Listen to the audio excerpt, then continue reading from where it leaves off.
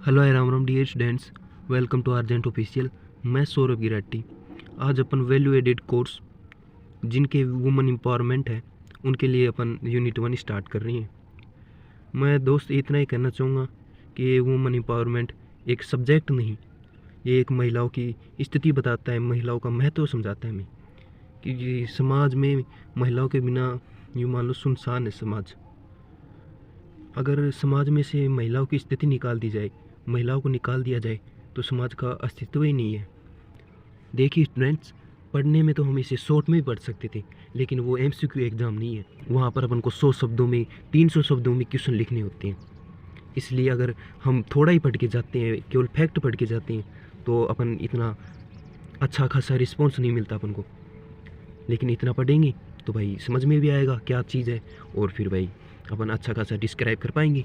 क्योंकि महिलाओं की एक चैन है, अगर महिलाएं शिक्षित होंगी तो आर्थिक रूप से आत्मनिर्भर बनेंगी, आर्थिक रूप से उभरेंगी तो स्वतंत्रता प्राप्त होगी उन्हें। स्वतंत्रता प्राप्त होने के बाद वो राजनीतिक क्षेत्र में भाग लेंगी। वही यूनिट 1 में क्या क्या देखने वाले हैं। यूनिट 1 का पहला टॉपिक है भारत में महिला सशक्तिकरण का इतिहास। दूसरा टॉपिक है महिला सशक्तिकरण की संकल्पना और महत्व। तीसरा टॉपिक है महिला सशक्तिकरण के विभिन्न आयाम यानी कि पहलू। पहला टॉपिक है भारत में महिला सशक्तिकरण का इतिहास। इसमें क्या देखेंगे, प्राचीन काल में महिलाओं की स्थिति देखेंगे, उनके अधिकार, उनकी सामाजिक भूमिका देखेंगे।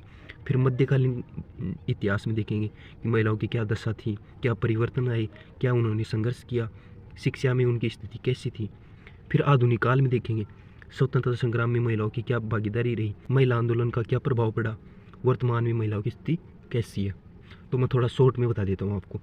प्राचीन काल में महिलाओं की स्थिति बहुत ही अच्छी थी। फिर मध्यकालीन भारत में या मध्यकालीन इतिहास में महिलाओं की स्थिति में थोड़ा गिरावट आ जाता है।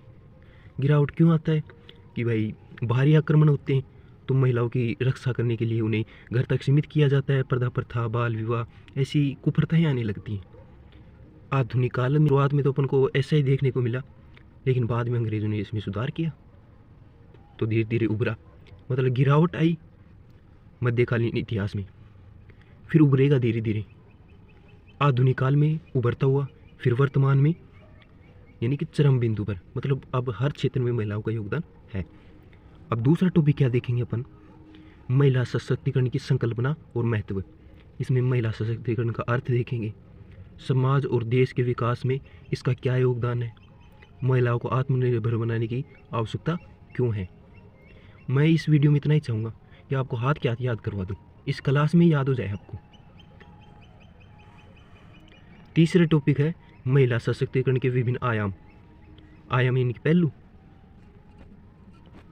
सामाजिक आयाम, आर्थिक आयाम, राजनीतिक आयाम और शैक्षणिक आयाम। चलो अब पहला टॉपिक स्टार्ट कर देते हैं यूनिट 1 का, भारत में महिला सशक्तिकरण का इतिहास। भारत में महिलाओं की स्थिति अलग अलग कालों में बदलती रही है। इसे 3 मुख्य चरणों में बांटा जा सकता है, पहला प्राचीन, दूसरा मध्य, तीसरा आधुनिक। प्राचीन काल में महिलाओं की स्थिति। अब प्राचीन काल को भी अलग अलग भागों में बांटा गया है। पहला है वैदिक काल, 1500 से लेकर 600 ईस्वी पूर्व तक। इस काल में महिलाओं की स्थिति समाज में सम्मानजनक थी। महिलाओं को शिक्षा प्राप्त करने का स्वतंत्रता थी, महिलाओं को शिक्षा प्राप्त करने की स्वतंत्रता थी। गार्गी, मैत्रेयी और अपाला जैसी विदुषी महिलाएं वेदों और शास्त्रों में पारंगत थी। विवाह में समानता थी, स्वयंवर प्रथा मौजूद थी जिसमें महिला अपनी पसंद के वर का चुनाव करती थी। अपने तो कहानियों में भी सुनाया जाता है कि स्वयंवर रचा गया था। ये तो जब भारी आक्रमण हुए तभी संस्कृति को बचाने के लिए ऐसा प्रयास किया गया, फिर ये आदत ही बन गई। महिलाएं धार्मिक अनुष्ठानों और यज्ञों में भाग ले सकती थी। दूसरा है उत्तर वैदिक काल।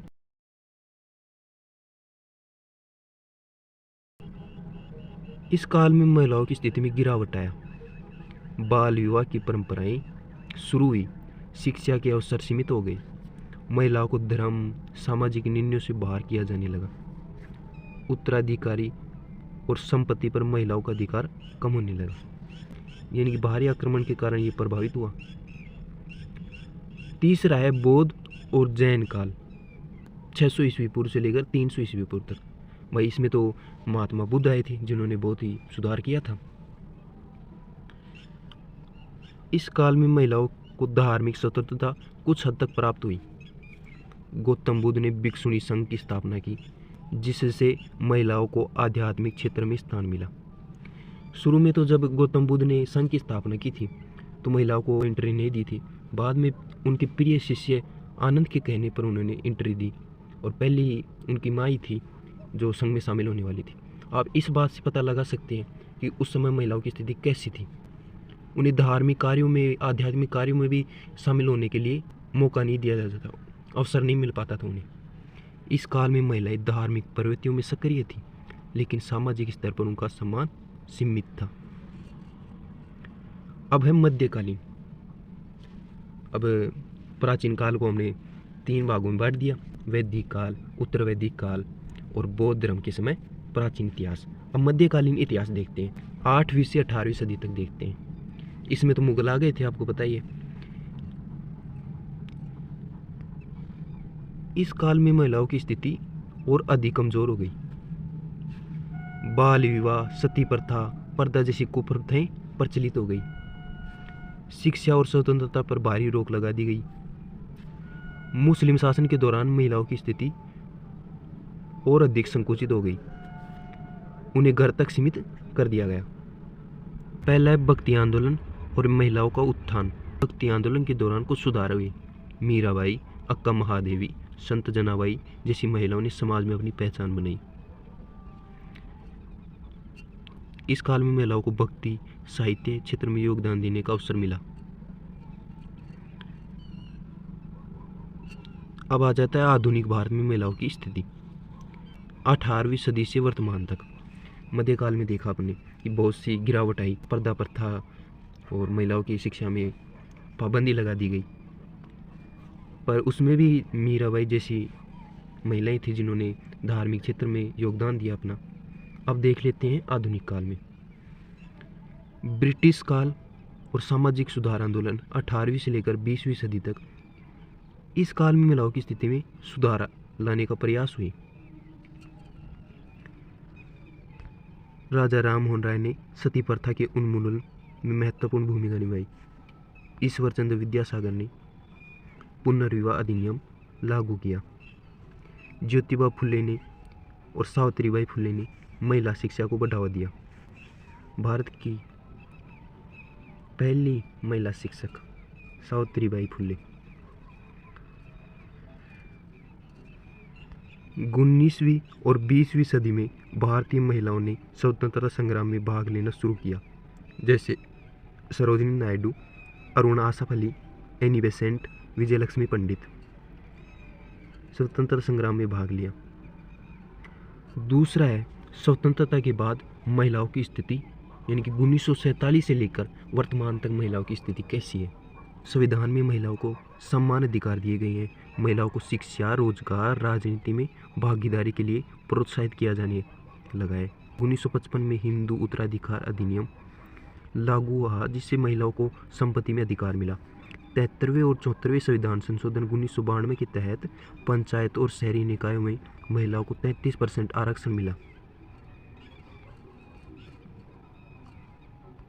दहेज निषेध अधिनियम 1961, घरेलू हिंसा अधिनियम 2005 और कार्यस्थल पर यौन उत्पीड़न रोकथाम अधिनियम 2013 जैसी कानूनी सुरक्षा प्रदान की गई।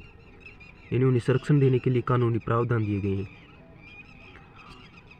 आज महिलाएं हर क्षेत्र में अग्रणी भूमिका निभा रही हैं, जैसे राजनीति हो, खेल हो, विज्ञान हो, बिजनेस हो, सेना हो, सब में महिलाओं का योगदान है।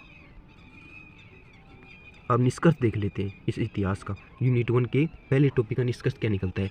भारत में महिलाओं की स्थिति समय के साथ बदलती रही है। प्राचीन काल में महिलाओं को सम्मान, स्वतंत्रता प्राप्त थी, लेकिन मध्यकाल में उनकी स्थिति कमजोर हो गई। आधुनिक काल में सामाजिक सुधारों, कानूनों की मदद से महिलाओं को फिर समानता प्राप्त हुई और अधिकार मिले। वर्तमान समय में महिलाएं सशक्तिकरण एक महत्वपूर्ण विषय बन चुका है और समाज इसे आगे बढ़ाने की दिशा में लगा हुआ है। महिला सशक्तिकरण की संकल्पना और महत्व। यहाँ से अपना यूनिट 1 का दूसरा टॉपिक स्टार्ट हो जाता है। महिला सशक्तिकरण का अर्थ महिला को अधिकार, अवसर, स्वतंत्रता प्रदान करना है ताकि वे अपने जीवन के सभी महत्वपूर्ण निर्णय स्वयं ले सके और समाज में समानता प्राप्त कर सके। ये केवल महिलाओं के उत्थान के लिए नहीं है बल्कि पूरे समाज और राष्ट्र की प्रगति के लिए भी आवश्यक है। महिलाएं अगर शिक्षित होंगी तो संपूर्ण राष्ट्र शिक्षित होगा, समाज में बदलाव आएंगे, प्रगति की ओर बढ़ेंगे अपन। महिला सशक्तिकरण का अर्थ देख लेते अपन। महिला सशक्तिकरण का तात्पर्य महिला को सामाजिक, आर्थिक, शैक्षणिक, राजनीतिक, कानूनी रूप से सशक्त बनाने से है। इसमें महिलाओं को भेदभाव, हिंसा, असमानता से मुक्त करके उन्हें आत्मनिर्भर और आत्मविश्वासी बनाना शामिल है। महिला सशक्तिकरण के प्रमुख पहलू वही अपने पढ़ लिए थे। सामाजिक सशक्तिकरण, आर्थिक सशक्तिकरण, राजनीतिक सशक्तिकरण, कानूनी सशक्तिकरण, शैक्षिक सशक्तिकरण। महिलाओं को शिक्षा, स्वास्थ्य, समानता देना सामाजिक में। आर्थिक में महिलाओं को रोजगार देना, स्वरोजगार देना, वित्तीय स्वतंत्रता देना। राजनीतिक में महिलाओं को निर्णय लेने की शक्ति देना, राजनीतिक भागीदारी देना। कानूनी सशक्तिकरण में महिलाओं को अपने अधिकारों की सुरक्षा, न्यायिक सहायता मिले। शैक्षणिक सशक्तिकरण में महिलाओं को उच्च शिक्षा, कौशल विकास के अवसर मिले। अब यूनिट 1 के दूसरे टॉपिक का दूसरा है समाज और देश के विकास में महिलाओं की सशक्तिकरण का योगदान। महिला सशक्तिकरण केवल व्यक्तित्व विकास तक सीमित नहीं है बल्कि इसका सीधा समाज और राष्ट्र के विकास से भी है। यानी महिला का विकास होगा तो समाज का भी होगा, राष्ट्र का भी होगा। ये केवल महिलाओं के लिए अच्छा नहीं है महिलाओं का विकास, ये संपूर्ण राष्ट्र के लिए अच्छा है। अब है सामाजिक विकास में योगदान देख लेते हैं डिटेल में। वो तो अपने शॉर्ट में बताया था कि इसमें क्या क्या देखेंगे। अब है जब महिलाएं शिक्षित और आत्मनिर्भर होती हैं तो वे अपने परिवार और समाज को आगे बढ़ाने में मदद करती हैं। महिलाओं को शिक्षित होने से अगली पीढ़ी भी शिक्षित हो जाती है। अगर महिलाएं शिक्षित हैं तो अपने बच्चों को भी शिक्षित करेंगी। लैंगिक समानता से समाज में हिंसा, दहेज प्रथा और भेदभाव जैसी कुप्रथाएं कम होंगी। यानी जब शिक्षित होंगी तो महिलाएं भी इसका विरोध करेंगी। आर्थिक विकास में योगदान, जब महिलाएं रोजगार और व्यवसाय में सक्रिय होती हैं तो देश की आर्थिक स्थिति मजबूत होती है। महिलाएं उद्यमिता में नए उद्योग, रोजगार के अवसर बढ़ाती हैं। महिलाओं की भागीदारी में जीडीपी, सकल घरेलू उत्पाद में वृद्धि होती है। दूसरा है राजनीतिक और कानूनी प्रभाव। महिलाओं की भागीदारी से लोकतंत्र मजबूत होता है। नीति निर्माण में महिलाओं की भागीदारी से समाज में संतुलन और समावेशिता बढ़ती है। पुरुष से पुरुष जुड़ेंगे तो वो एक पक्ष देखेंगे, अगर महिलाएं और पुरुष दोनों देखेंगे तो वो दोनों पक्षों में काम करेंगे। महिलाओं के कानूनी अधिकार सुनिश्चित करने से न्याय और समानता को बढ़ावा मिलता है। महिलाओं को आत्मनिर्भर बनाने की आवश्यकता क्यों है? महिलाओं को आत्मनिर्भर बनाना केवल उनके अधिकारों की रक्षा के लिए नहीं है बल्कि पूरे समाज के हित में है। पहला है भेदभाव और हिंसा से बचाव। भेदभाव और हिंसा से बचाव। आत्मनिर्भर महिलाएं घरेलू हिंसा, दहेज प्रथा और शोषण का प्रभावी ढंग से सामना कर सकती हैं। उन्हें अपने अधिकारों और कानूनों की बेहतर समझ होती है। आर्थिक स्वतंत्रता। आर्थिक रूप से स्वतंत्र महिलाएं खुद के और अपने परिवार के खर्चों को वहन कर सकती हैं। वे किसी पर भी निर्भर रहने के बजाय अपने भविष्य स्वयं नियंत्रित कर सकती हैं। शिक्षा और जागरूकता। शिक्षित और आत्मनिर्भर महिलाएं समाज में जागरूकता फैलाती हैं, लैंगिक समानता को बढ़ावा देती हैं। वे अपनी बेटियों और अन्य महिलाओं को भी आगे बढ़ने के लिए प्रेरित करती हैं। निर्णय लेने की शक्ति। आत्मनिर्भर महिलाएं अपने जीवन से जुड़े निर्णय स्वयं ले सकती हैं। वे अपने स्वास्थ्य, करियर और परिवार के भविष्य को बेहतर बना सकती हैं। निष्कर्ष, महिला सशक्तिकरण केवल एक सामाजिक सुधार नहीं है बल्कि समाज और राष्ट्र की उन्नति का आधार है। जब महिलाएं आत्मनिर्भर और सशक्त होंगी तो न केवल उनके जीवन में सुधार होगा बल्कि पूरा समाज, देश भी प्रगति करेगा। इसलिए शिक्षा, रोजगार, समानता, सुरक्षा के माध्यम से महिलाओं को सशक्त बनाना अत्यंत आवश्यक है। यहीं से अपना तीसरा टॉपिक स्टार्ट हो जाता है यूनिट 1 का, महिला सशक्तिकरण के विभिन्न आयाम। महिला सशक्तिकरण केवल एक पहलू तक सीमित नहीं है, बल्कि यह सामाजिक, आर्थिक, राजनीतिक और शैक्षिक स्तरों पर आवश्यक है। यानी महिला सशक्तिकरण को बनाने से केवल एक पहलू सही नहीं हो सकता, सभी पहलू सुधर सकते हैं। इन सभी क्षेत्रों में महिलाओं को समान अवसर, अधिकार प्राप्त होने से वास्तविक सशक्तिकरण संभव है। सामाजिक आयाम। समाज में महिलाओं की भूमिका। पारंपरिक रूप से महिलाओं को परिवार, घरेलू जिम्मेदारियों तक सीमित रखा जाता था। अब प्राचीन समय में क्या, अभी भी देख लो, महिलाएं, अधिकतर महिलाएं गृहिणी होती हैं, वो घर का कामकाज देखती हैं। अब बताओ, वो घर का कामकाज करती हैं, उन्हें अपने विकास, अपने डेवलपमेंट का समय नहीं मिलता। ये कहते हैं ना कि हर कामयाब पुरुष के पीछे महिला का हाथ होता है, तो ये भाई सही है। महिलाएं घर को संभालती हैं, बच्चों को संभालती हैं, घर का कामकाज करती हैं। अगर महिलाएं ये ना करें तो भाई पुरुष को करना पड़े। अगर ये मान लो आप, महिलाओं की जगह स्थिति पुरुष को दे दी जाए और पुरुष की जगह महिलाओं को दे दी जाए स्थिति, तो भाई पुरुष क्या करेंगे? घर का कामकाज करेंगे और महिलाएं बाहर का कामकाज करेंगी। आधुनिक समाज में महिलाएं शिक्षा, चिकित्सा, प्रशासन, खेल और रक्षा जैसे विभिन्न क्षेत्रों में सक्रिय भूमिका निभा रही हैं। महिलाएं न केवल परिवार की देखभाल करती हैं, बल्कि समाज के विकास में भी महत्वपूर्ण योगदान देती हैं। अब है लैंगिक भेदभाव।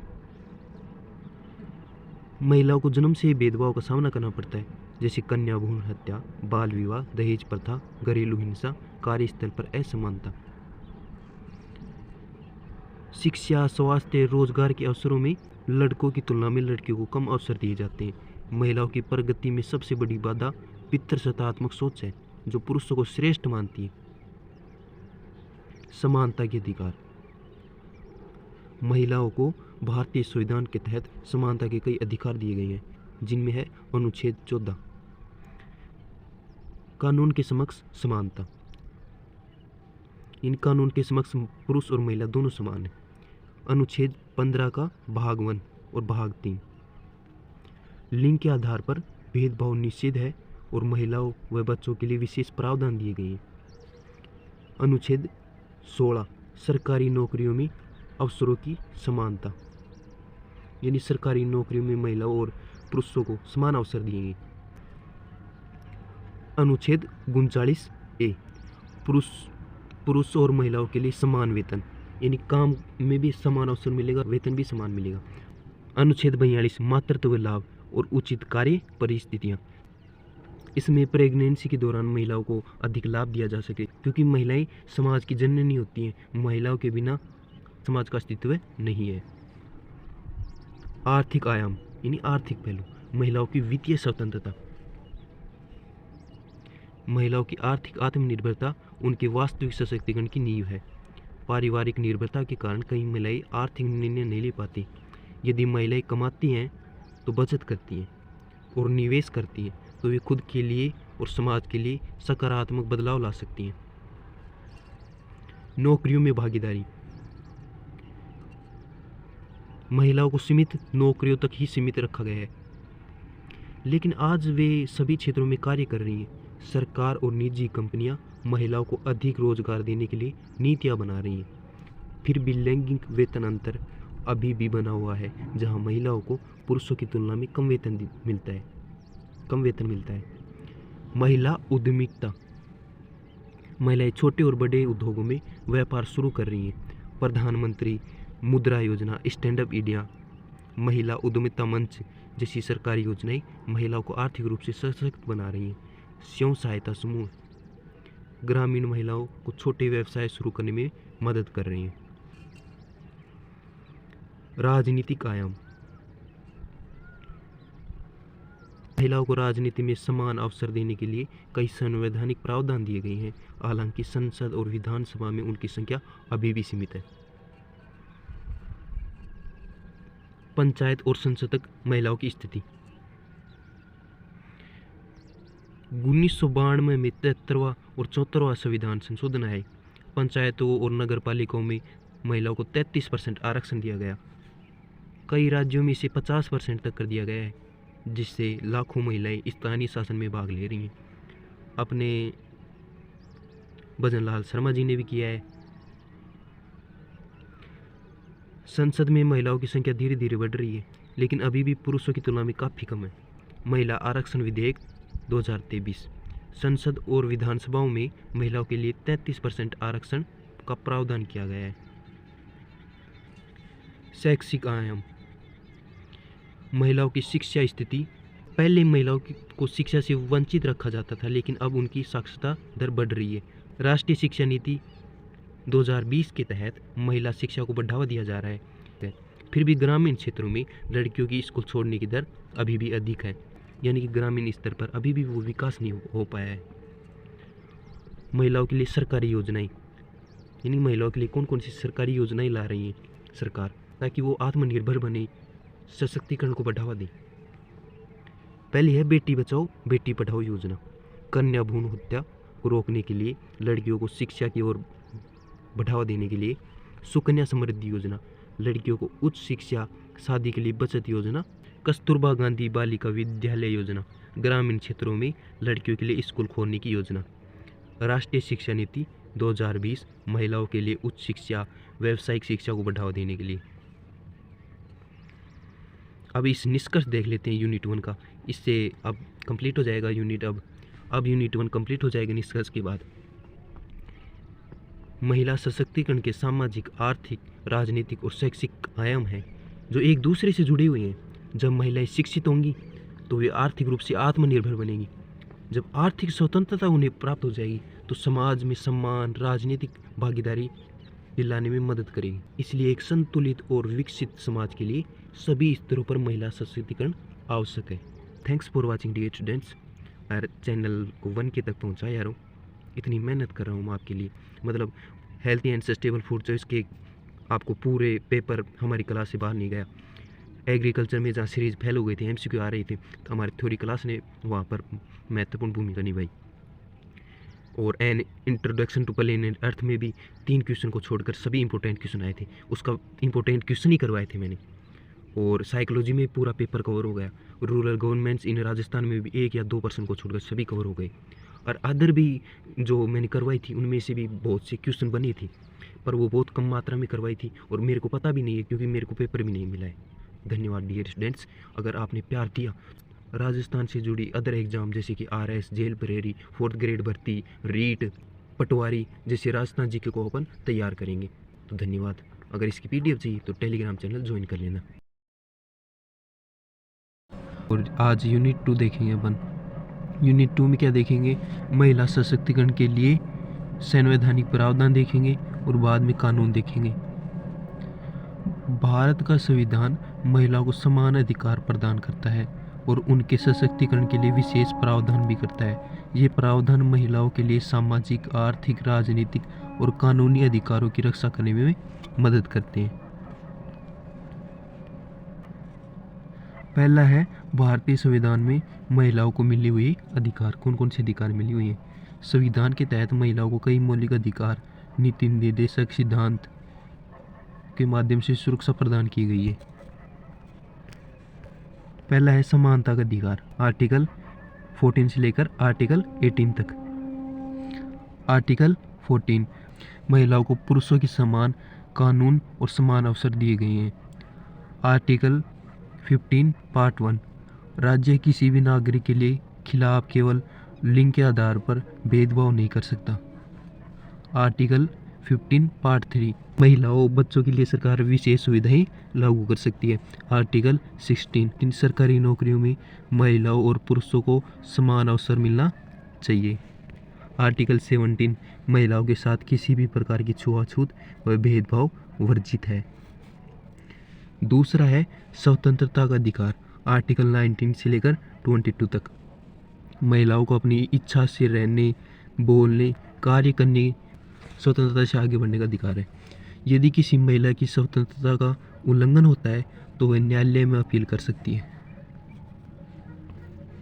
तीसरा है शोषण के विरुद्ध अधिकार, आर्टिकल 23 महिलाओं की तस्करी, वेश्यावृत्ति और जबरन श्रम पर रोक लगाई गई है। आर्टिकल 24 14 वर्ष से कम उम्र की लड़कियों को खतरनाक कार्यों पर लगाने का प्रतिबंध किया गया है। फोर्थ है सांस्कृतिक और शैक्षिक अधिकार। महिलाओं को अपनी संस्कृति शिक्षा के लिए अधिकार दिए गए हैं जिससे वे अपने समाज में समानता प्राप्त कर सकें। फिफ्थ है संवैधानिक उपचार का अधिकार। आर्टिकल 32 से लेकर 35। यदि महिलाओं के मौलिक अधिकारों का हनन होता है तो वे सुप्रीम कोर्ट या हाई कोर्ट में दायर कर सकती हैं, यानी सुप्रीम कोर्ट और हाई कोर्ट में मामलों की अपील कर सकती हैं।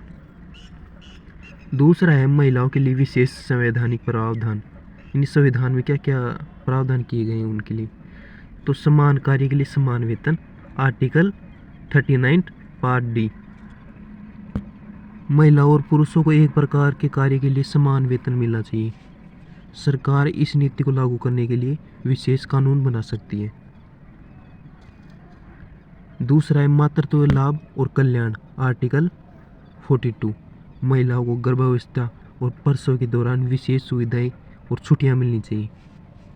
सरकार महिलाओं के स्वास्थ्य के लिए कल्याण के लिए आवश्यक उपाय कर सकती है।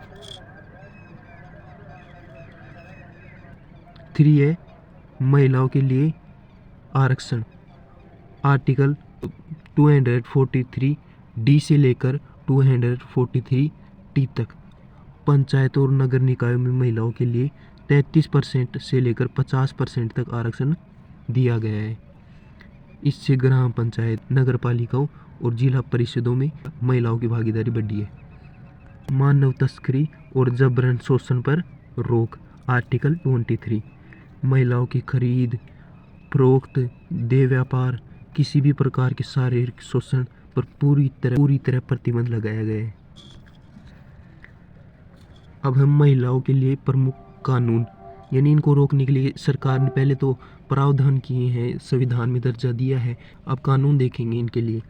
महिला सशक्तिकरण को बढ़ावा देने के लिए भारत सरकार ने कई महत्वपूर्ण कानून बनाए हैं। पहला है महिला हिंसा से सुरक्षा के कानून।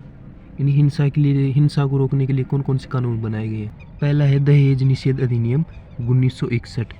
दहेज लेना और देना दोनों अपराध हैं।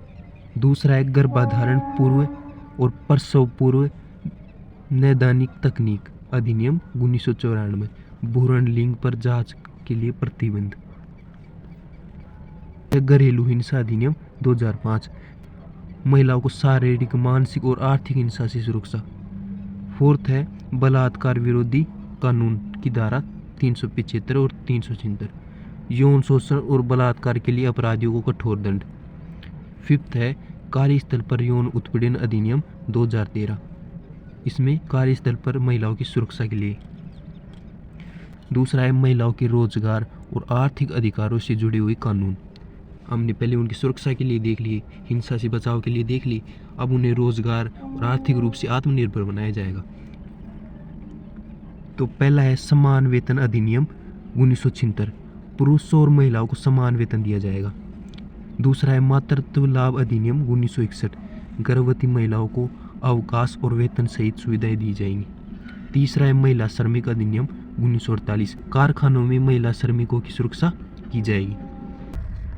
अब तीसरा देखते हैं महिलाओं की राजनीतिक भागीदारी बढ़ाने के लिए कौन कौन से कानून बनाए गए हैं। तो पहला है पंचायत राज अधिनियम 1992, यानी कि 73वां और 74वां संविधान संशोधन। पंचायत और नगर पालिकाओं में महिलाओं के लिए आरक्षण। दूसरा है महिला आरक्षण विधेयक 2023। लोकसभा और विधानसभाओं में महिलाओं के लिए 33% आरक्षण का प्रावधान। अब देखते हैं उनकी तस्करी और अपराध से रोकने के लिए कौन कौन से कानून बनाए गए हैं। अनैतिक व्यापार रोकथाम अधिनियम 1956। महिलाओं की तस्करी पर रोक लगाने के लिए। दूसरा है यौन अपराधों से बच्चों का संरक्षण अधिनियम 2012। नाबालिग लड़कियों की सुरक्षा के लिए। अब निष्कर्ष देख लेते हैं इस पहले टॉपिक का। यूनिट सेकंड के पहले टॉपिक का निष्कर्ष क्या है। भारतीय संविधान महिलाओं को समानता, स्वतंत्रता और सुरक्षा प्रदान करता है। सरकार ने महिलाओं की सुरक्षा, रोजगार, शिक्षा, राजनीतिक भागीदारी को बढ़ावा देने के लिए कई कानून बनाए हैं। इन कानूनों का सही क्रियान्वयन ही महिला सशक्तिकरण को वास्तविक रूप से सफल बना सकता है। अब दूसरा टॉपिक स्टार्ट हो जाता है, महिला सशक्तिकरण की नीतियाँ और योजनाएं। इसका अर्थ क्या है, इसमें मतलब क्या देखेंगे अपन। महिला सशक्तिकरण को बढ़ावा देने के लिए केंद्र और राज्य सरकार कई नीतियाँ और योजनाएं चला रही है। इनका उद्देश्य महिलाओं को शिक्षा, सुरक्षा, रोजगार, आर्थिक स्वतंत्रता और राजनीतिक भागीदारी में आगे बढ़ाना है।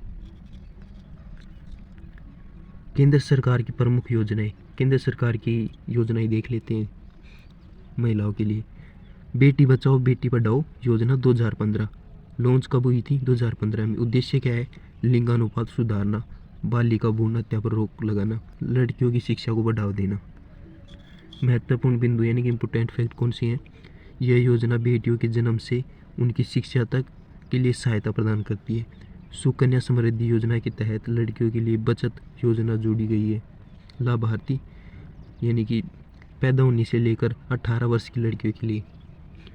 महिला हेल्पलाइन 2016 लॉन्च कब हुई थी? 2016 में। उद्देश्य क्या है? महिला को 24x7 मतलब 24 घंटे 7 दिन सहायता और सुरक्षा प्रदान करना। घरेलू हिंसा, उत्पीड़न, शोषण और अन्य अपराधों के मामले में तुरंत सहायता करना। महत्वपूर्ण बिंदु टोल फ्री नंबर 181। यह सेवा सभी राज्यों और केंद्र शासित प्रदेशों में उपलब्ध है। लाभार्थी संकटग्रस्त महिलाएं। 181 पर कॉल कर सकते हैं आप भी जब आप संकट में हो तब। उज्ज्वल योजना 2016 लॉन्च कब हुई? 2016 में। उद्देश्य क्या है? गरीब महिलाओं को मुफ्त गैस कनेक्शन देना, महिलाओं को धुएं से मुक्त रसोई प्रदान करना। इम्पोर्टेंट फैक्ट, गरीबी रेखा से नीचे यानी कि BPL की महिलाओं को लाभ। अब तक 9 करोड़ से अधिक परिवारों को गैस कनेक्शन मिल चुका है। लाभार्थी ग्रामीण और आर्थिक रूप से कमजोर महिलाएं। फोर्थ है स्टैंड अप इंडिया योजना 2016 लॉन्च 2016 में। उद्देश्य महिला उद्यमियों को बैंक से आसान ऋण उपलब्ध करवाना। 1 लाख से 1 करोड़ तक लोन महिला कारोबारियों को देना। इम्पोर्टेंट फैक्ट, महत्वपूर्ण बिंदु, बैंक महिलाओं को नए स्टार्टअप और बिजनेस के लिए सहायता राशि प्रदान करता है। इससे महिलाओं की आर्थिक आत्मनिर्भरता बढ़ती है। लाभार्थी महिला उद्यमी, इन व्यापार करने वाली महिलाएं। वन स्टॉप सेंटर योजना 2015 लॉन्च 2015 में। उद्देश्य हिंसा और अपराध से पीड़ित महिलाओं को कानूनी, चिकित्सा, मनोवैज्ञानिक परामर्श सेवाएं प्रदान करना। महत्वपूर्ण बिंदु, प्रत्येक जिले में कम से कम एक वन स्टॉप सेंटर खोला गया है। 181 महिला हेल्पलाइन से इन केंद्रों की सहायता मिलती है। लाभार्थी पीड़ित और संकटग्रस्त महिलाएं। 6th है कार्यस्थल पर यौन उत्पीड़न से सुरक्षा अधिनियम 2013 लॉन्च 2013 में। उद्देश्य क्या है? महिलाओं को कार्यस्थल पर सुरक्षित माहौल देना, यौन उत्पीड़न के मामलों को रोकना, दोषियों पर कार्रवाई करना। महत्वपूर्ण बिंदु, प्रत्येक सरकारी और निजी कंपनी में आंतरिक शिकायत समिति ICC बनाना, महिलाओं को अपनी शिकायत दर्ज कराने के लिए कानूनी अधिकार देना। लाभार्थी कामकाजी महिलाएं, इन जो काम करती हैं वहाँ पर। मातृत्व लाभ योजना 2017 लॉन्च 2017 में। उद्देश्य गर्भवती महिलाओं को आर्थिक सहायता प्रदान करना, मातृत्व अवकाश के दौरान महिलाओं को आय की क्षतिपूर्ति करना। महत्वपूर्ण बिंदु, सरकार 6,000 तक की सहायता राशि प्रदान करती है। महिला कर्मचारियों को 26 सप्ताह का सैद्धांतिक अवकाश मिलता है। लाभार्थी गर्भवती महिलाएं। दूसरा है राज्य सरकार द्वारा चलाई गई योजनाएं। ये तो केंद्र सरकार द्वारा चलाई गई थी, अब राज्य सरकार द्वारा चलाई गई देखेंगे। मुख्यमंत्री लाडली लक्ष्मी योजना मध्य प्रदेश, छत्तीसगढ़, बिहार और झारखंड में चलती है ये योजना। गरीब महिलाओं के लिए आर्थिक सहायता करना, 21 वर्ष की आयु तक पहुंचने पर 1 लाख की सहायता प्रदान करना। दूसरी है मुख्यमंत्री कन्या सुमंगला योजना उत्तर प्रदेश में। बेटियों के जन्म से उनकी शिक्षा तक के लिए आर्थिक सहायता करना, 12वीं पास करने पर 15,000 तक की राशि प्रदान करना। तीसरा है मुख्यमंत्री सुकन्या योजना झारखंड, बिहार, उड़ीसा में। गरीब महिलाओं की लड़कियों की शादी, शिक्षा के लिए सहायता प्रदान करना। फोर्थ है मुख्यमंत्री शुभ लक्ष्मी योजना राजस्थान, बेटियों के जन्म पर 50,000 तक की सहायता प्रदान करना। थर्ड है महिला आरक्षण नीति और इसके प्रभाव। पहला है पंचायत और नगर निकायों में आरक्षण। 73वां और 74वां संविधान संशोधन 1992 में पंचायत और नगर पालिकाओं में महिलाओं के लिए 33 से 50% तक आरक्षण। इससे ग्राम पंचायतों में लाखों महिलाएं नेतृत्व कर रही हैं। यानी ये तो केंद्र सरकार और राज्य सरकार दोनों का ही प्रावधान है। दूसरा है संसद और विधानसभाओं में आरक्षण। महिला आरक्षण विधेयक 2023। लोकसभा और राज्य विधानसभाओं में 33% सीटें महिलाओं के लिए आरक्षित रखी गई हैं। इससे महिलाओं की राजनीतिक भागीदारी बढ़ेगी। थर्ड है महिला आरक्षण के प्रभाव। महिलाओं की राजनीतिक भागीदारी बढ़ेगी। सरकारी निर्णयों में महिलाओं की आवाज़ सुनी जाएगी। महिलाओं के लिए अधिक योजनाएं और कानून बन रहे हैं। सामाजिक और आर्थिक स्तर पर महिलाओं की स्थिति सुधर रही है। अब इसका निष्कर्ष या कंक्लूजन देख लेते हैं संपूर्ण यूनिट 2 का। महिला सशक्तिकरण के लिए केंद्र और राज्य सरकार शिक्षा, स्वास्थ्य, सुरक्षा, आर्थिक स्वतंत्रता और राजनीतिक भागीदारी से जुड़ी योजनाएं चला रही है। महिलाओं को समानता, सम्मान और आत्मनिर्भरता दिलाने के लिए कई योजनाओं का सही तरीके से क्रियान्वयन जरूरी है। महिला आरक्षण नीति भी उनके विकास में महत्वपूर्ण भूमिका निभा रही है। ऐसे करके यूनिट 2 कंप्लीट कर लिया अपन ने। 1 भी कर लिया था, 2 भी कर लिया, अब 3 और 4 बचे हैं, वो भी कर लेंगे। फिर एक मैराथन क्लास लाएंगे और फिर बाद में 2-2 नंबर वाले क्वेश्चन देखेंगे। मोस्ट इम्पोर्टेंट, चैनल पर नए हो तो चैनल को सब्सक्राइब करना। I1K तक पहुँचाओ जल्दी से जल्दी। आज यूनिट 3 को देखेंगे अपन। यूनिट 3 है महिला सशक्तिकरण से जुड़े मुद्दे और फिर उनकी चुनौतियाँ। महिला सशक्तिकरण की राह में कई सामाजिक, आर्थिक, राजनीतिक और कानूनी बाधाएं हैं। इन चुनौतियों को दूर किए बिना महिलाओं को वास्तविक स्वतंत्रता और समानता नहीं मिल सकती। नीचे कुछ प्रमुख समस्याओं और उनके समाधान पर विस्तृत चर्चा की गई है। पहले तो समस्या देखेंगे, फिर उसका समाधान देखेंगे। लैंगिक असमानता और पितृसत्ता। समस्या क्या है? लैंगिक असमानता का अर्थ पुरुषों और महिलाओं के बीच अधिकारों, अवसरों, संसाधनों की असमान उपलब्धता है। पितृसत्तात्मक समाज में पुरुषों का वर्चस्व अधिक होता है, जिससे महिलाओं को निर्णय लेने के अधिकार से वंचित किया जाता है। कई परिवार में बेटा बेटी के बीच भेदभाव किया जाता है, जिससे लड़कियों को शिक्षा और विकास का अवसर कम मिलता है। अब इसका समाधान क्या है? लड़कियों की शिक्षा को बढ़ावा देना ताकि वे आत्मनिर्भर बन सकें। कानूनी और सामाजिक जागरूकता अभियान चलाना, जिससे महिलाएं अपने अधिकारों के प्रति सचेत हो सकें। महिला आरक्षण और समानता कानून को सख्ती से लागू करना। दूसरा है कार्यस्थल पर भेदभाव और वेतन असमानता। समस्या देख लेते हैं कौन कौन सी है। कार्यस्थल पर महिलाओं को कम वेतन, कम अवसर, पदोन्नति से भेदभाव का सामना करना पड़ता है। महिलाओं को महत्वपूर्ण नेतृत्व पदों पर कम प्रतिनिधित्व मिलता है। गर्भावस्था और मातृत्व अवकाश के कारण कई बार महिलाओं को नौकरियों से बाहर कर दिया जाता है। इन दौरान उन्हें नौकरी से बाहर निकाल दिया जाता है। अब इसका समाधान क्या हो सकता है? समान वेतन कानून को सख्ती से लागू किया जाए। कार्यस्थल पर महिलाओं के लिए सुरक्षित वातावरण बनाना चाहिए। महिलाओं को नेतृत्व पदों पर प्रोत्साहित करना चाहिए। कार्यस्थल पर उनके अधिकारों की रक्षा की जानी चाहिए। महिलाओं के लिए फ्लेक्सिबल वर्किंग आवर्स और मातृत्व अवकाश को अनिवार्य करना चाहिए। तीसरा है घरेलू हिंसा और यौन शोषण। इससे कौन सी समस्याएं होती हैं? घरेलू हिंसा, दहेज प्रताड़ना, एसिड अटैक और यौन उत्पीड़न जैसी घटनाएं महिलाओं की सुरक्षा के लिए गंभीर चुनौतियां हैं। कई महिलाएं संकोच या सामाजिक डर के कारण हिंसा की रिपोर्ट भी नहीं कर पाती। कार्यस्थल, सार्वजनिक स्थलों और यहाँ तक कि घरों में भी महिलाओं के खिलाफ हिंसा के मामले बढ़ रही हैं। इन कमज़ोर समझ के कोई भी हाथ उठा सकता है। इसलिए शिक्षा वो साधन है, वो शक्ति है जो आपको आत्मनिर्भर बनाएगी। घरेलू हिंसा अधिनियम 2005 को प्रभावी रूप से लागू करना।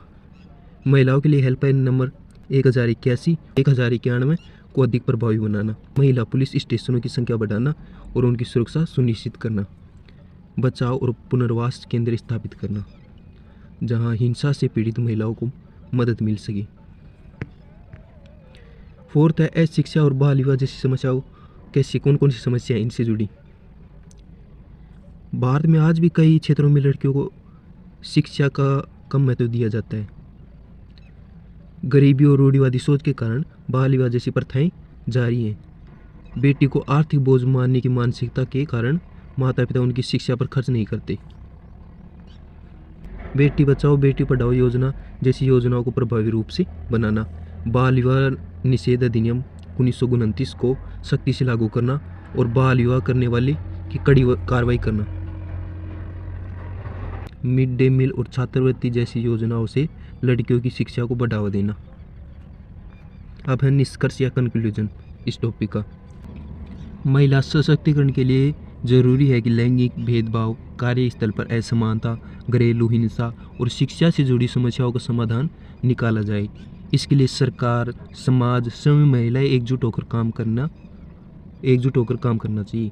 शिक्षा, कानूनी सुरक्षा, आर्थिक स्वतंत्रता और सामाजिक जागरूकता महिला को सशक्त बनाने में महत्वपूर्ण भूमिका निभा सकती है।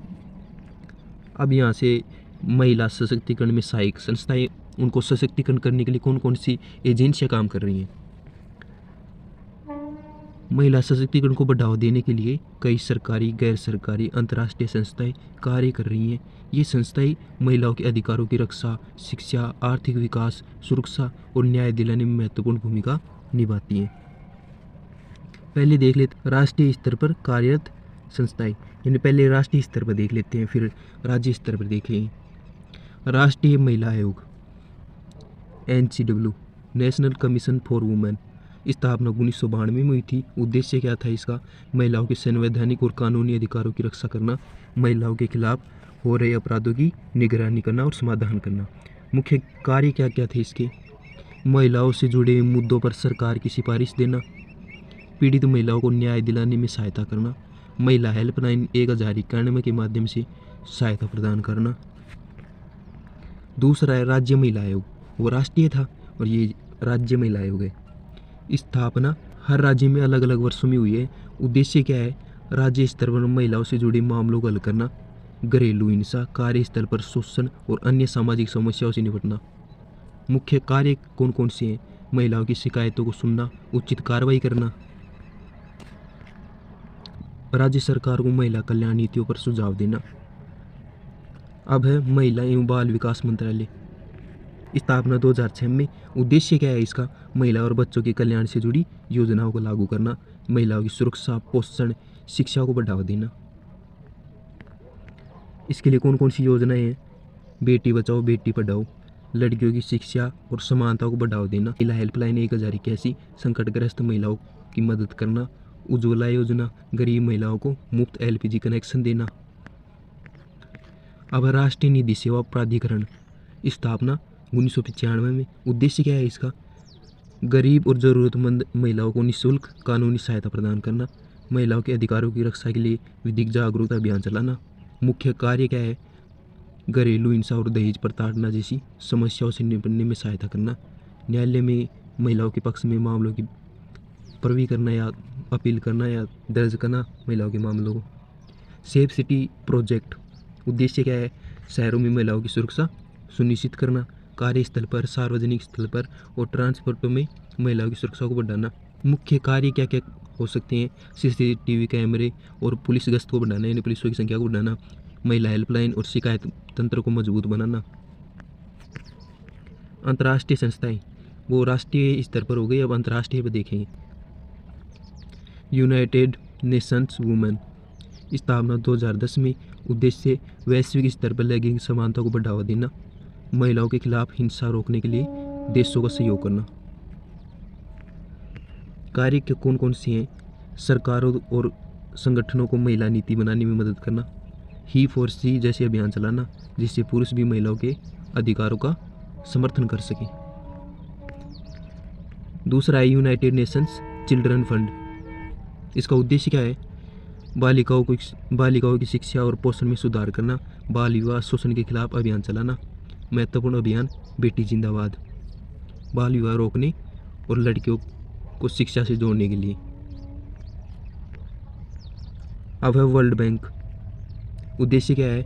महिलाओं के आर्थिक सशक्तिकरण के लिए वित्तीय सहायता और रोजगार योजनाएं शुरू करना, महिला उद्यमियों के लिए लोन प्रशिक्षण प्रोग्राम उपलब्ध कराना। फोर्थ है इंटरनेशनल लेबर ऑर्गेनाइजेशन। उद्देश्य क्या है? कार्यस्थल पर महिलाओं के समान अधिकार सुनिश्चित करना, महिलाओं के लिए मातृत्व लाभ और सुरक्षित कार्यस्थल नीति को बढ़ावा देना। अब है गैर सरकारी संगठन। राष्ट्रीय देख लिए, अंतर्राष्ट्रीय देख लिए, अब गैर सरकारी मतलब प्राइवेट और स्वयंसेवी संस्थाएं। पहली है सेवा, सेल्फ एम्प्लॉयड वुमन एसोसिएशन, स्थापना 1972 में। उद्देश्य क्या है? स्वरोजगार करने वाली महिलाओं को आर्थिक रूप से सशक्त बनाना, महिलाओं की banking, micro finance, business training देना। न्यायालय, मानव तस्करी, घरेलू हिंसा, यौन शोषण से पीड़ित महिलाओं को आश्रय और कानूनी सहायता प्रदान करना। तीसरी है गूंज। उद्देश्य क्या है? गरीब महिलाओं को रोजगार, शिक्षा सुविधा देना, महिलाओं को सैनिटेशन, मासिक धर्म स्वच्छता के बारे में जागरूक करना। फोर्थ है क्राई। उद्देश्य क्या है? महिलाओं की शिक्षा और स्वास्थ्य पर काम करना, बाल विवाह, बाल श्रम को रोकने के लिए अभियान चलाना। अब निष्कर्ष देख लेते हैं संपूर्ण यूनिट 3 का, यानी क्या पढ़ा, क्या रामायण क्या थी। महिला सशक्तिकरण में विभिन्न सरकारी, अंतर्राष्ट्रीय, गैर सरकारी संस्थाएं शिक्षा, सुरक्षा, आर्थिक स्वतंत्रता और कानूनी सहायता प्रदान कर रही हैं। इनके प्रयासों से महिलाओं को अधिक अधिकार, आत्मनिर्भरता और समानता हासिल करने में मदद मिल रही है। इन संस्थाओं का सहयोग और समर्थन महिलाओं को सशक्त बनाने में महत्वपूर्ण भूमिका निभाता है। आज इस वीडियो में यूनिट 4 को देखेंगे। यूनिट 4 में क्या है? महिला नेतृत्व के प्रेरणादायक उदाहरण, जिनमें अहिल्याबाई होलकर हो गई, रानी दुर्गावती हो गई, सावित्रीबाई फुले हो गई, मैरी कॉम हो गई, सिंधुताई सपकाल हो गई, टेसी थॉमस हो गई, इंदिरा नूई हो गई और गौरा देवी हो गई। महिला नेतृत्व व प्रेरणादायक उदाहरणों में तो बहुत सी महिलाएं हैं, लेकिन हमें तो सिलेबस में इन्हीं को पढ़ना है, तो इन्हीं के बारे में अपन डिटेल में पढ़ेंगे। यहाँ से एक बड़ा क्वेश्चन ज़रूर बनेगा 20 नंबर का। अगर आप इनके बारे में थोड़ा सा पढ़ते हैं तो 20 नंबर में कम से कम 300 शब्दों में लिखना होता है। वो 300 शब्द लिखने के लिए आपको बहुत पढ़ना पड़ेगा। इनका जीवन परिचय है, इनके क्षेत्र में इन्होंने कौन सा योगदान दिया, महिला सशक्तिकरण में इनका क्या योगदान है, ये देखेंगे अपन। सबसे पहले अपन अहिल्याबाई होलकर को देख लेते हैं। अहिल्याबाई होलकर की फ़ोटो देख लें एक बार तो आप, ताकि आप उन्हें रिलेट कर पाएँ। परिचय: अहिल्याबाई होलकर मालवा राज्य की शासिका बनी थी, जिन्होंने अपने कुशल नेतृत्व, न्यायप्रिय शासन, समाज कल्याण कार्यों के कारण इतिहास में विशेष स्थान बनाया। वही महिलाओं के सशक्तिकरण और प्रशासनिक दक्षता का एक अनूठा उदाहरण थी। इनका प्रारंभिक जीवन देखें तो इनका जन्म 31 मई 1725 में चोंडी गांव, महाराष्ट्र में हुआ। पिता मानवजी शिंदे एक सामान्य किसान थे। उन्होंने एक साधारण परिवार में जन्म लेकर भी अपने गुणों और नेतृत्व क्षमता से महान शासक बनने का गौरव प्राप्त किया। अहिल्याबाई का राजनीतिक नेतृत्व, सत्ता संभालने की परिस्थितियाँ: उनके पति खांडेराव होलकर की मृत्यु 1754 में युद्ध में हो गई। 1766 में उनके ससुर मल्हारराव होलकर का भी निधन हो गया। उनके पुत्र मालेराव होलकर भी कम उम्र में चल बसे, जिसके बाद उन्हें शासन की जिम्मेदारी संभालनी पड़ी। कई पुरुष सरदारों ने महिला होने के कारण उनके शासन करने पर सवाल उठाए, लेकिन उन्होंने अपनी योग्यता से सभी को गलत साबित कर दिया। दूसरा है कुशल प्रशासन। अहिल्याबाई होलकर ने इंदौर को अपनी राजधानी बनाया और इसे एक विकसित समृद्ध शहर में बदल दिया। उन्होंने न्याय प्रणाली को मजबूत किया, जिससे प्रजा को शीघ्र और निष्पक्ष न्याय मिल सके। उन्होंने प्रशासन में योग्य और ईमानदार लोगों की नियुक्ति की। स्वयं भी राज्य के हर कार्य में नजर रखती थी, जनता के कल्याण के कार्य। किसानों के लिए करों में छूट की, सिंचाई सुविधाएं उपलब्ध कराई, महिलाओं की सुरक्षा और अधिकारों के लिए कड़े कदम उठाए, गरीबों और ज़रूरतमंदों को आर्थिक सहायता और रोजगार के अवसर दिए। धार्मिक और सांस्कृतिक योगदान। अहिल्याबाई धर्मनिरपेक्ष शासक थी। उन्होंने सभी धर्मों को समान प्रतिष्ठा दी।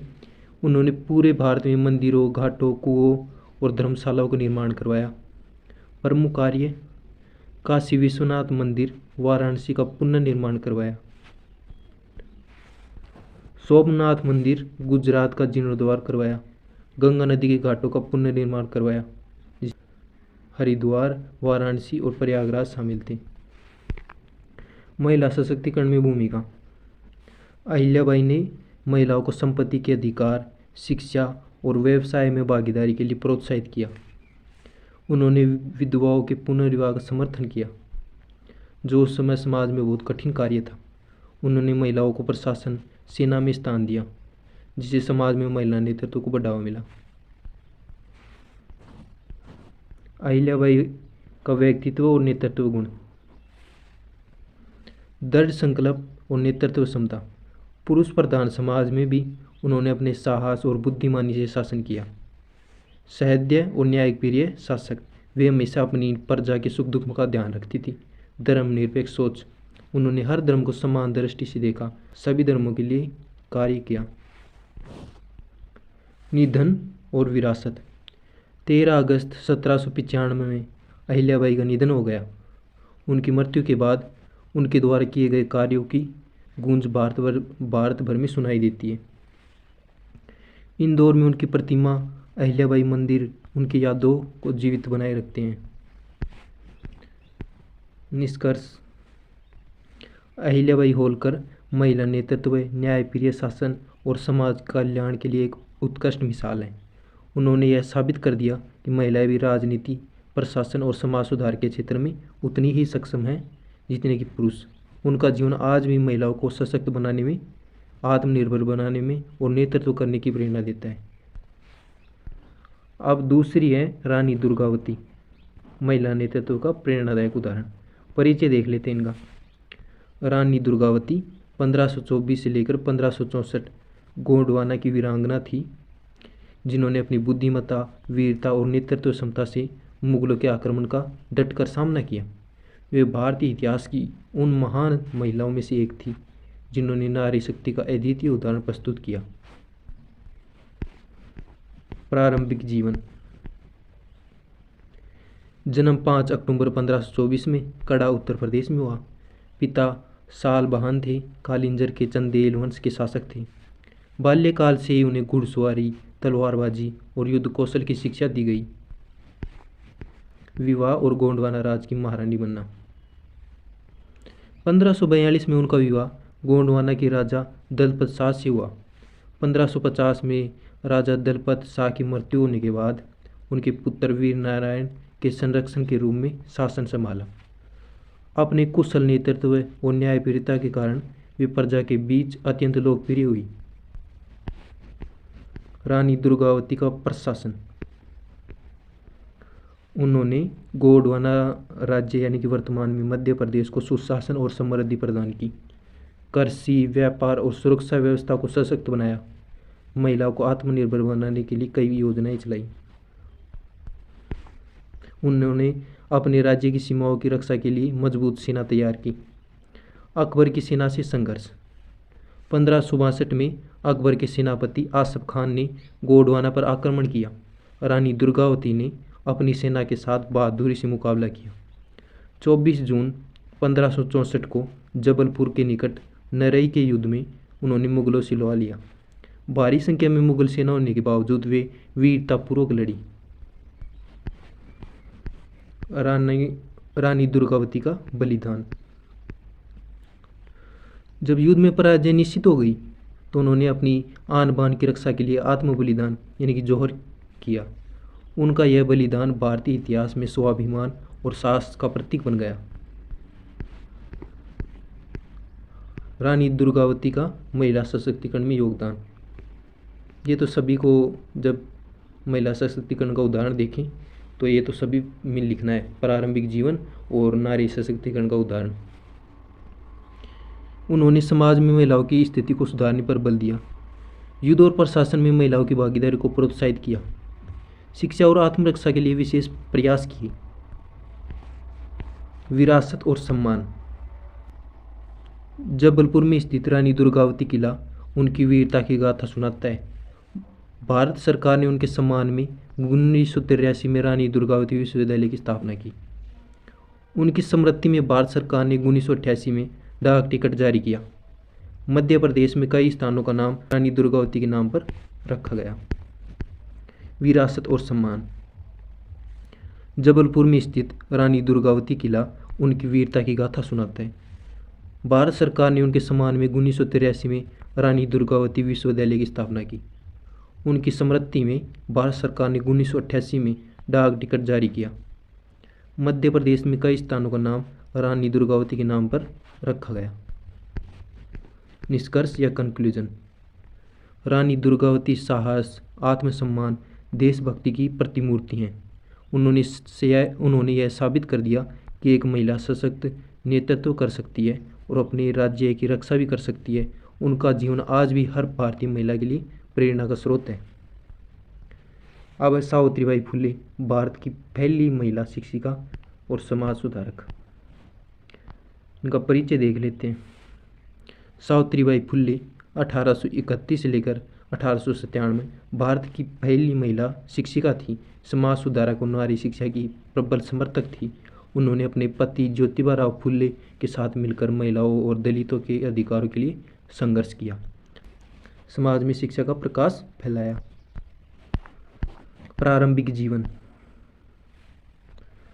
3 जनवरी 1831 में नायगांव, महाराष्ट्र में जन्म हुआ। माता पिता लक्ष्मीबाई और खंडोजी नेवेसे पाटिल, किसान परिवार। 9 वर्ष की उम्र में उनका विवाह ज्योतिबा फुले से हुआ। शिक्षा प्राप्त करने की इच्छा के बावजूद उस समय महिलाओं की पढ़ाई को स्वीकार नहीं किया जाता था। यानी इच्छा तो बहुत थी शिक्षा प्राप्त करने की, लेकिन समाज में इसकी अनुमति नहीं थी। उनके पति ज्योतिराव फुले ने उन्हें शिक्षित किया और आगे बढ़ाने के लिए प्रेरित किया। भारत की पहली महिला शिक्षिका। 1848 में सावित्रीबाई फुले और ज्योतिबा फुले ने पुणे में पहला महिला विद्यालय खोला। उन्होंने समाज की परवाह किए बिना बालिकाओं और दलितों को शिक्षा देने का कार्य शुरू किया।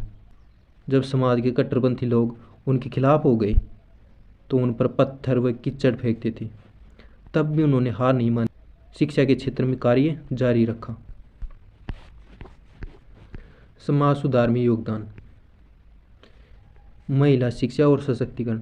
महिलाओं को शिक्षा देने के लिए 18 विद्यालयों की स्थापना की। विद्या धन सबसे बड़ा धन है, इस विचार को बढ़ावा दिया।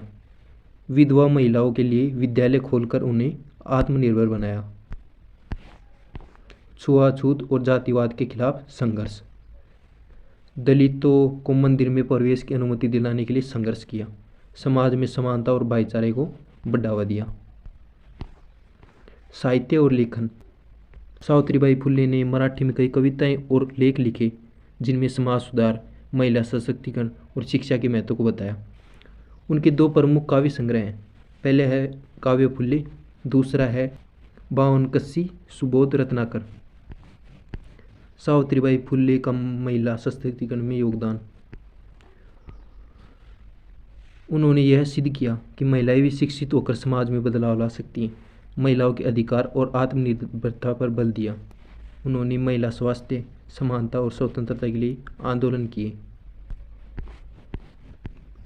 सावित्रीबाई फुले की विरासत और सम्मान। भारत में 3 जनवरी को बालिका शिक्षा दिवस के रूप में मनाया जाता है, क्योंकि इस दिन सावित्रीबाई फुले का जन्म हुआ था। पुणे विश्वविद्यालय का नाम सावित्रीबाई फुले पुणे विश्वविद्यालय रखा गया। उन्हें भारत की पहली महिला शिक्षिका के रूप में सम्मानित किया जाता है। निष्कर्ष या कंक्लूजन। सावित्रीबाई फुले नारी शिक्षा और सामाजिक सुधार की प्रतीक थी। उन्होंने विपरीत परिस्थितियों के बावजूद महिलाओं और दलितों को शिक्षित करने के अपने मिशन को जारी रखा। उनका जीवन आज भी महिलाओं को शिक्षा और आत्मनिर्भरता की प्रेरणा देता है। मैरी कॉम महिला नेतृत्व का प्रेरणादायक उदाहरण। परिचय। मैरी कॉम भारत की प्रसिद्ध बॉक्सर और 6 बार की वर्ल्ड चैंपियन है। उन्होंने न सिर्फ भारतीय खेल जगत में बल्कि पूरे विश्व में महिला सशक्तिकरण को और खेल नेतृत्व का उत्कृष्ट उदाहरण प्रस्तुत किया। प्रसिद्ध बॉक्सर है मैरी कॉम। प्रारंभिक जीवन। 1 मार्च 1983 को कंगथेई मणिपुर में हुआ। माता पिता मंगल कॉम और अकोम कॉम किसान परिवार। बचपन से उन्होंने कठिन परिस्थितियों का सामना किया। अपनी मेहनत से मुक्केबाजी की दुनिया में पहचान बनाई। बॉक्सिंग में करियर की शुरुआत। बॉक्सिंग में रुचि रखने के बावजूद शुरुआत में समाज और परिवार के विरोध का सामना किया, लेकिन उन्होंने अपनी इच्छा शक्ति से के कोसाना मेईतई के मार्गदर्शन में बॉक्सिंग का प्रशिक्षण प्राप्त किया। 2001 में पहली बार राष्ट्रीय स्तर पर पदक जीता। 2002 में पहली बार वर्ल्ड बॉक्सिंग चैंपियनशिप में स्वर्ण पदक जीता। उपलब्धियां और नेतृत्व। विश्व चैंपियनशिप में रिकॉर्ड 6 बार वर्ल्ड बॉक्सिंग चैंपियन बनी। यह उपलब्धि हासिल करने वाली पहली महिला बॉक्सर थी। 2012 में लंदन ओलंपिक में कांस्य पदक जीता। 2014 में एशियाई खेलों में स्वर्ण पदक जीतने वाली पहली भारतीय महिला बॉक्सर। 2018 में 6ठी बार वर्ल्ड चैंपियन बनाकर इतिहास रचा।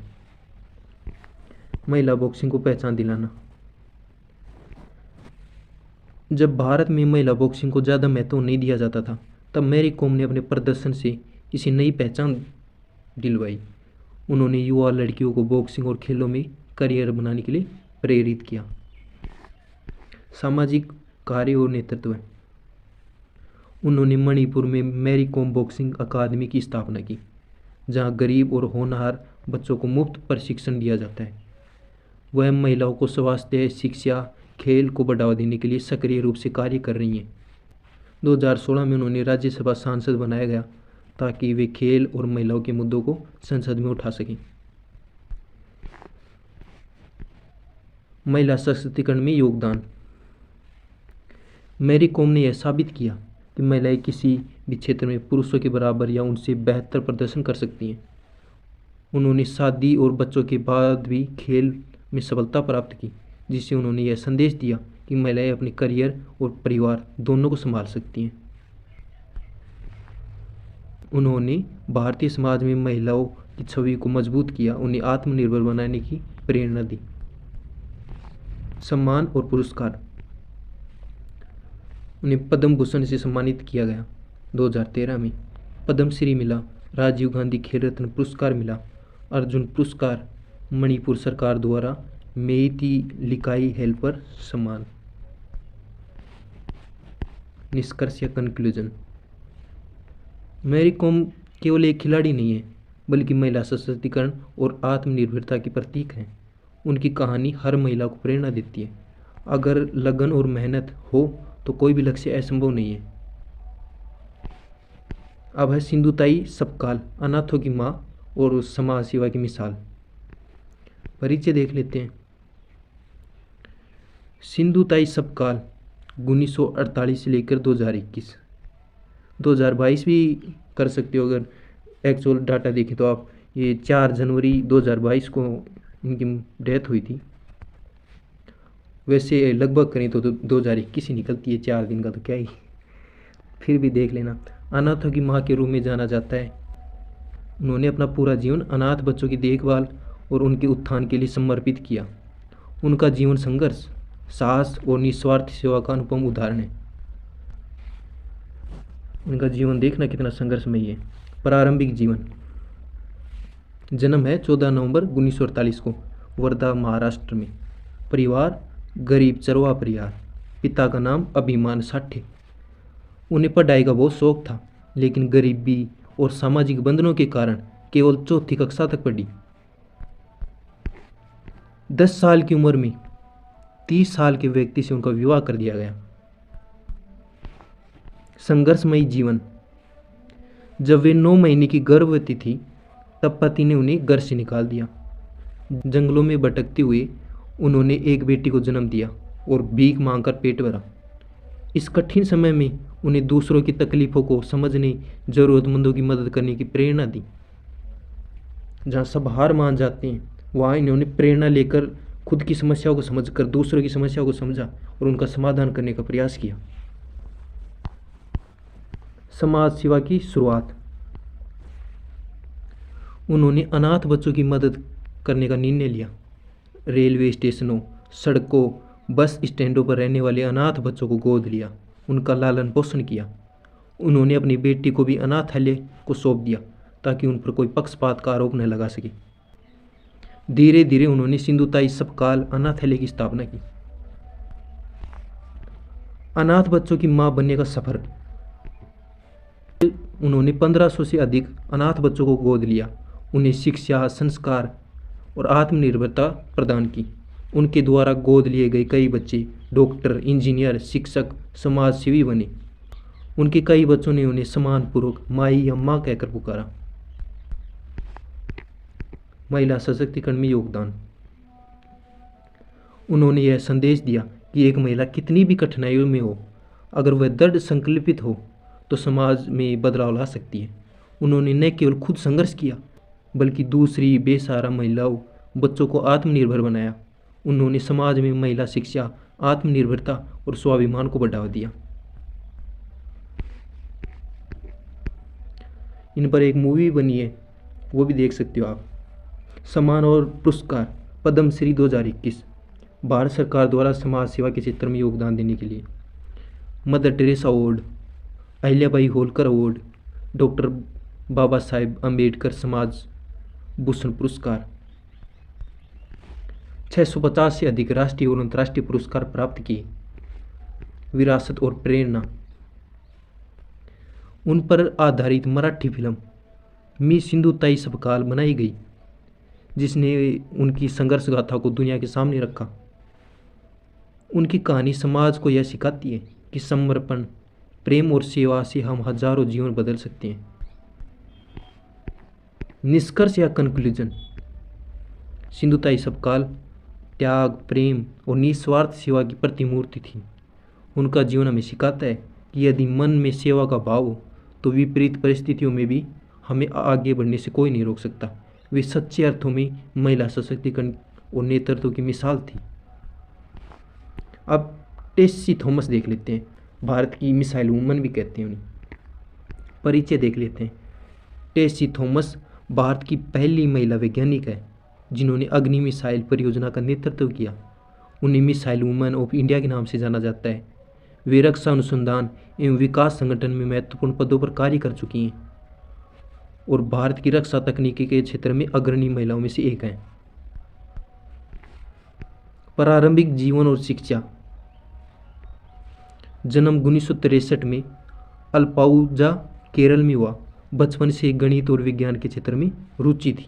शिक्षा केरल यूनिवर्सिटी, बीटेक, इलेक्ट्रॉनिक्स और communication engineering, defence institute of advance technology Pune में एमटेक किया। वे भारत की पहली महिला वैज्ञानिक बनी जिन्होंने बैलिस्टिक मिसाइल परियोजना में योगदान दिया। डीआरडीओ और मिसाइल टेक्नोलॉजी में योगदान। 1988 में डीआरडीओ यानी कि defence research and development organisation join किया। भारत की अग्नि मिसाइल परियोजना से जुड़कर महत्वपूर्ण भूमिका निभाई। अग्नि 4 और अग्नि 5 मिसाइलों की परियोजना निदेशक रही। मिसाइलों की मारक क्षमता, नेविगेशन सिस्टम, गाइडेंस सिस्टम के विकास में विशेष योगदान दिया। महिला नेतृत्व और प्रेरणा। टेस्सी थॉमस ने यह साबित किया कि वैज्ञानिक क्षेत्र में महिलाएं पुरुषों के समान योगदान दे सकती हैं। मिसाइल टेक्नोलॉजी जैसे जटिल क्षेत्र में भी नेतृत्व कर उन्होंने युवा महिलाओं को प्रेरित किया। वे भारतीय रक्षा प्रणाली में कार्य करने वाली पहली महिला वैज्ञानिक हैं। उपलब्धियां और पुरस्कार। DRDO scientist of the year award 2008, Lal Bahadur Shastri राष्ट्रीय पुरस्कार 2012, भारत की पहली महिला वैज्ञानिक जिन्होंने इंटरकॉन्टिनेंटल बैलिस्टिक मिसाइल परियोजना का नेतृत्व किया, नेशनल एरोनॉटिक्स प्राइज और कई अन्य राष्ट्रीय सम्मान प्राप्त किए। महिला सशक्तिकरण में योगदान। भारत में महिलाओं को रक्षा, वैज्ञानिक अनुसंधान के क्षेत्र में प्रोत्साहित किया। उनकी सफलता ने यह संदेश दिया कि महिलाएं विज्ञान और रक्षा के क्षेत्र में अग्रणी भूमिका निभा सकती हैं। वे नारी सशक्तिकरण और नेतृत्व का सशक्त उदाहरण बनी। निष्कर्ष या कंक्लूजन। टेसी थॉमस ने भारत की रक्षा प्रणाली को मजबूत करने में महत्वपूर्ण भूमिका निभाई। उनका जीवन हर महिला को प्रेरणा देता है। अगर संकल्प मजबूत हो तो कोई भी बाधा सफलता की राह में नहीं आ सकती। वे भारत के वैज्ञानिक नेतृत्व और महिला सशक्तिकरण की मिसाल हैं। अब इंदिरा नूई देख लेते हैं, एक प्रभावशाली बिजनेस लीडर जिनका विश्व पर प्रभाव है। परिचय। इंदिरा नूई एक प्रसिद्ध भारतीय अमेरिकी बिजनेस लीडर हैं जिन्होंने पेप्सिको की CEO चेयरपर्सन के रूप में कार्य किया। वे दुनिया की सबसे शक्तिशाली महिलाओं में से शामिल रही हैं और कॉरपोरेट जगत में महिलाओं के लिए प्रेरणा स्रोत हैं। प्रारंभिक जीवन और शिक्षा। इनका जन्म 28 अक्टूबर 1955 को चेन्नई, तमिलनाडु में हुआ। प्रारंभिक शिक्षा Holi angels Anglo Indian होयर secondary school Chennai में हुई। स्नातक मद्रास क्रिश्चियन कॉलेज में भौतिकी, गणित और रसायन डिग्री प्राप्त की। MBA भारतीय प्रबंधन संस्थान कोलकाता से बिजनेस एडमिनिस्ट्रेशन से स्नातकोत्तर किया। आगे की पढ़ाई येल यूनिवर्सिटी अमेरिका से पब्लिक एंड प्राइवेट मैनेजमेंट से मास्टर डिग्री की। बिजनेस और करियर नेतृत्व। करियर की शुरुआत जॉनसन एंड बोस्टन कैस्टलिंग ग्रुप में कार्य किया। बाद में मोटोरोला एशिया ब्राउन बोवेरी में काम किया। पेप्सिको में योगदान। 1994 में पेप्सिको में शामिल हुई। 2001 में SPO बनी, यानी चीफ फाइनेंशियल ऑफिसर।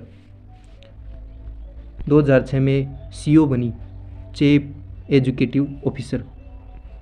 इस पद पर 12 साल तक रही। 2019 तक पेप्सिको की चेयरपर्सन के रूप में भी कार्य किया। उपलब्धियां और नवाचार। उनके नेतृत्व में पेप्सिको की सालाना आय 35% बढ़ी, कंपनी को वैश्विक स्तर पर नई ऊंचाइयों तक पहुंचाया।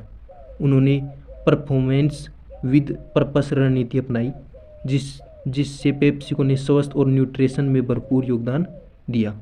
पर्यावरण संरक्षण के लिए सस्टेनेबिलिटी इनिशिएटिव्स शुरू किया, जिससे पानी की बचत और प्लास्टिक रिसाइकलिंग को बढ़ावा मिला। उन्होंने पेप्सिको में महिलाओं के लिए लीडरशिप के अवसर बढ़ाए। महिला सशक्तिकरण में योगदान। उन्होंने बिजनेस में महिलाओं की भागीदारी और नेतृत्व को बढ़ाया। उनके नेतृत्व में पेप्सिको में कई महिलाओं को ऊंचे पदों पर प्रमोट किया गया। वे महिलाओं को करियर और परिवार में संतुलन बनाने के लिए प्रेरित करती हैं। सम्मान और पुरस्कार। फोर्ब्स दुनिया की सबसे शक्तिशाली महिलाओं की सूची में कई बार शामिल हो चुकी हैं। टाइम मैगजीन की 100 सबसे प्रभावशाली लोगों की सूची में नामित हैं। भारत सरकार द्वारा पद्म भूषण से सम्मानित हैं। येल विश्वविद्यालय, होवर्ड और अन्य संस्थानों से मानद डिग्रियां प्राप्त की। विरासत और प्रेरणा। इंदिरा नूई भारतीय महिलाओं को कॉर्पोरेट दुनिया में आगे बढ़ने की प्रेरणा देती हैं। वे साबित करती हैं कि महिलाएं व्यापार जगत में भी सफल नेतृत्व कर सकती हैं। उनका जीवन महिला सशक्तिकरण, नेतृत्व और आत्मनिर्भरता का एक उत्कृष्ट उदाहरण है। निष्कर्ष या कंक्लूजन। इंदिरा नूई दुनिया की सबसे सफल और प्रेरणादायक बिजनेस लीडर में से एक हैं। उनका जीवन संदेश देता है कि महिलाएं अपनी काबिलियत और मेहनत से किसी भी क्षेत्र में सफलता प्राप्त कर सकती हैं। वे महिला नेतृत्व और कॉरपोरेट जगत में सशक्तिकरण की मिसाल हैं। अब है गौरा देवी, पर्यावरण आंदोलन की प्रेरणादायक नेता। परिचय। गौरा देवी भारत में पर्यावरण संरक्षण के लिए आंदोलन चलाने वाली प्रमुख महिला नेता थी। वे चिपको आंदोलन की अग्रणी नेता थी, जिसने पर्यावरण बचाने के लिए एक मिसाल कायम की। उन्होंने पेड़ों को बचाने के लिए महिलाओं को संगठित किया अहिंसक तरीके से वनों की कटाई का विरोध किया। प्रारंभिक जीवन और पृष्ठभूमि। इनका जन्म 1925 में लाता गांव चमोली उत्तराखंड में हुआ, जो अब उत्तर प्रदेश में है। बहुत छोटी उम्र में शादी हो गई। रानी गांव की मुखिया प्रधान बनी। अपने समुदाय की महिलाओं को संगठित करने और सामाजिक कार्यों में रुचि रखने वाली महिला थी। चिपको आंदोलन और नेतृत्व।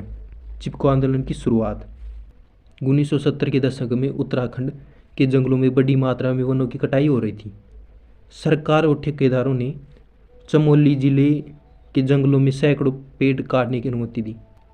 इससे स्थानीय समुदाय को भूस्खलन, जल संकट, आजीविका के नुकसान का खतरा था। 1974 में ऐतिहासिक विरोध। 26 मार्च 1974 को गोरा देवी ने 27 महिलाओं के साथ मिलकर जंगल बचाने का एक अनोखा आंदोलन किया। जब ठेकेदार और मजदूर पेड़ काटने आए तो उन्होंने उनकी साथी महिलाओं ने पेड़ों को गले लगाकर कटाई पर रोक लगा दी। महिलाओं ने पेड़ हमारी जिंदगी है, इन्हें मत काटो ऐसे नारे लगाए। ठेकेदारों को हार मानकर लौटना पड़ा। सरकार को वन कटाई पर रोक लगानी पड़ी।